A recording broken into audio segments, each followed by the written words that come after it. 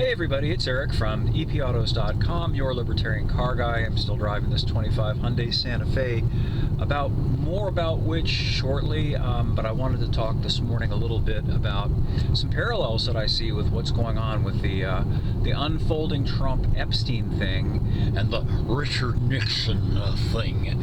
Wasn't old enough for Richard Nixon. But just to recap, the thing that really did Nixon in, that ultimately forced him to flee Washington, wasn't so much the Watergate break-in per se. It was his doubling down on disclosure and lying about it to the point where his credibility was shattered. And I see Trump walking into that same trap right now. You know, rather than just saying, look, here's the deal with the Epstein thing, and then basically just putting everything on the table.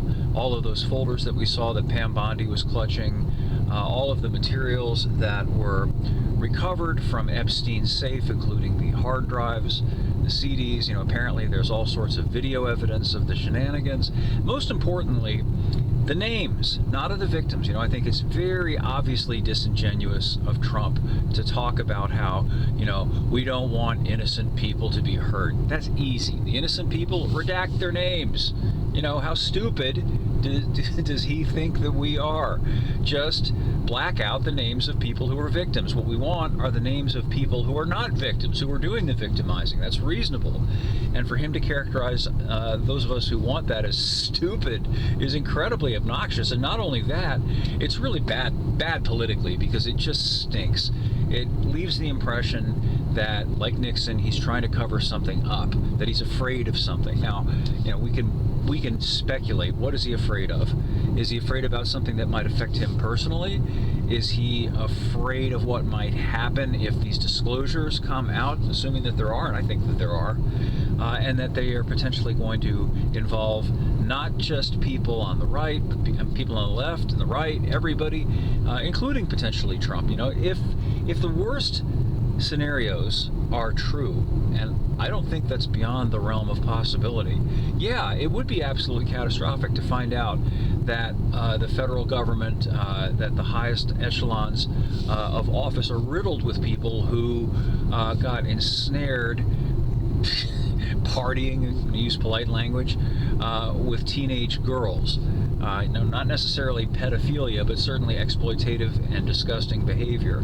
And also that because they did this stuff, that they might have been blackmailed, and possibly the blackmail is ongoing. You know, some of the theories are that this Epstein character was working for Mossad, and there are legitimate reasons for believing that. If you look into the associations that he had, and his procurer, Ghislaine Maxwell, whose father was very much associated with Mossad, and some very rich interests that were connected in that way.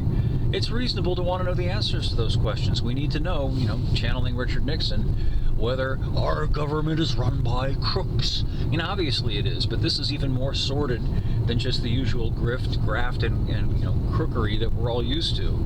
So, you know, I think if Trump really wants this to go away, the only option that he's got is to just come clean, put it all on the table. So here it is. There's nothing there. I didn't party with Epstein in that way. And people would say, okay, yeah, you're right, cool. Phew, I'm glad. You know, I mean, I'm like many people, would be very happy to know that Trump is clean in this regard, and that I didn't vote for a guy who's involved in this kind of thing. Anyway, those are the thoughts for this Friday. More over at EPautos.com, the web's best libertarian gearhead site. And it looks like I'm going to be on the Liberty Conspiracy podcast tonight with my friend Gard Goldsmith. I think we're going live at about 6:30 East. So the cool thing about that is it's interactive. If you want to jump in and ask me or ask Gard a question, I'm sure we're going to be talking about all this Epstein, Trump stuff. Very much enjoy bantering with you about it.